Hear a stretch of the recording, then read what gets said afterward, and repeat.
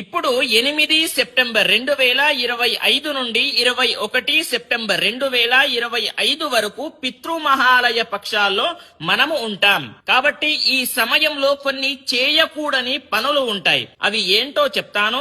కానీ దానికంటే ముందు పితృమహాలయ పక్షాలు అంటే ఏంటి అని అంటే, చూడండి, మీ పితృదేవతలు ఉంటారు కదా, వాళ్ళు చనిపోయినప్పుడు వాళ్ళ ఆత్మ శాంతి కలగాలి. అప్పుడే మీ ఫ్యూచర్ బాగుంటుంది. కాబట్టి ఈ సమయంలోనే వాళ్ళ ఆత్మ శాంతి కలుగుతుంది అనేది మర్చిపోకండి. కానీ మీరు చేయకూడని కొన్ని పనులు ఉంటాయి. గోర్లు కత్తిరించడం, అదే విధంగా కటింగ్ చేసుకోవడం, కొత్త బట్టలు కొనడం, శుభకార్యాలు చేయడం, పాదరక్షలు అంటే చెప్పులు కొనుక్కోవడం, ఇలాంటివి అస్సలు చేయకండి. కొత్త పనులు అస్సలు చేయకండి, అవి మానుకోండి. ఇప్పుడు చేయాల్సిన పనులు ఏంటి అనేది చెప్తాను, జాగ్రత్తగా వినండి. అయితే ప్రొద్దున లేవగానే స్నానం అవ్వగానే ముందు చేసేటటువంటి పని సూర్య నమస్కారం.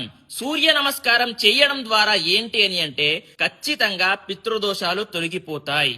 అయితే ఇప్పుడు చేయడం ఇంకా విశేషం. కాబట్టి ఖచ్చితంగా ఓం పితృదేవాయ నమః అనేటటువంటి మంత్రం జపిస్తూ సూర్య నమస్కారం చేసుకోండి. అయితే చివరిలో ఏంటి అని అంటే, ఖచ్చితంగా ఈ పితృమహాలయ పక్షాల్లో పూజారులకు ఖచ్చితంగా స్వయం పాక దానం ఇవ్వాలి అనేది మర్చిపోకండి.